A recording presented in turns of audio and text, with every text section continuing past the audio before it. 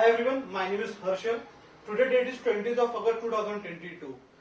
Today we are going to talk about one of the concept of your collection which is known as ArrayList. So ArrayList is nothing but a class which implement your list interface, and list interface is extended by your extend the collection interface. This ArrayList is used to store the values dynamically. It is used the growable or resizable array to store the element. Unlikewise in your array, we have a fixed size of array. It cannot be changed. But this array list provide us the feature of dynamic array. The size is not fixed. You can add 100 element or 0 element without initializing the size of your array. So that's why we use this array list more. It take more time to get value for the operations, but it has this feature of dynamically. That's why we use this array list. Now we will talk about the internal implementation of array list. So this array list internally use the dynamic array as we have talked about.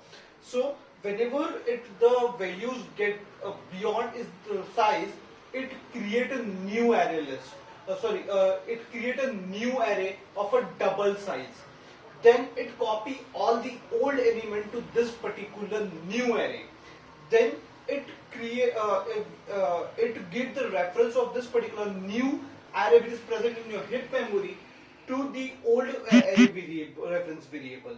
So now your old reference variable is pointing to this particular new array, and you have a new array of a double size. You can store more value. Again, if it goes out of the length, it will create a new new array. And in the garbage collection, the old array will be deleted. So this is how the array used grow sizable. Now we will talk about the properties. First property is it is totally a index based. Array is totally a index based, as it totally give you, when you want to add some value, it particularly add at some particular index. When you want to get the value, it will get some from particular index. So that's why it is totally a index based, and it is you can, by this you can do some index performation operation as well. Now it will store all the data types like integer, float, class, etc. Your float or your string, etc. This particular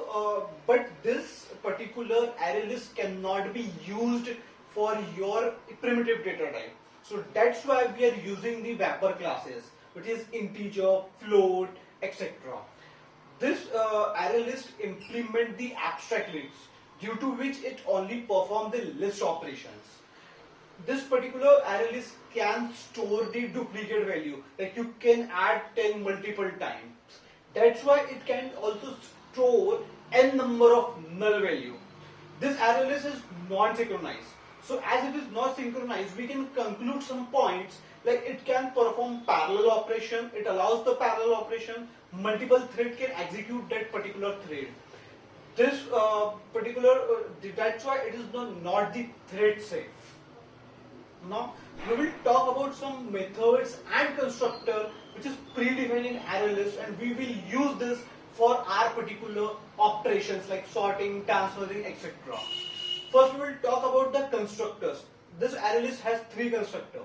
For depending on your parameters, it will vary. We have a concept of constructor overloading. So first is your array list parenthesis, no without parameter. So this will create an array, initial array without a size, empty array list. Then we have a array list collection C. So this particular constructor will create a new array list with the elements which is already initialized. I will give some 4 elements to already initialize. So I will get the array list which have the elements. Then there is a last one which is your collection int capacity. This particular array constructor will help you to create the array list of some initial capacity. Like if I suppose I give the value 10, so it create the array of a 10 size, which is already predefined. The minimum size of array will be 10, and it can grow. Now we'll talk about the methods. So first method is add int. So this particular method will add some value on that particular index. Then we have add all. Add all int. So this add all object. So this will add the int object. So this will particularly add the array list at particular index of first array list starting from that particular index. Then we have add all object. So this particular will add all the first your second array list in the first array list. Then we have a clear. It will clear all the elements from the array list. Then we have a clone. It will clone your array list and store in a shallow object. Then we have your index of.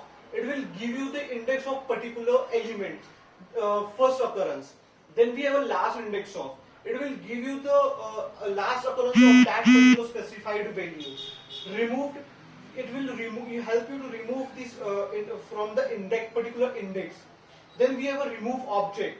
It will remove that particular specific value from all the array list. So this are some predefined methods in Java. This is all about your array list. Thank you.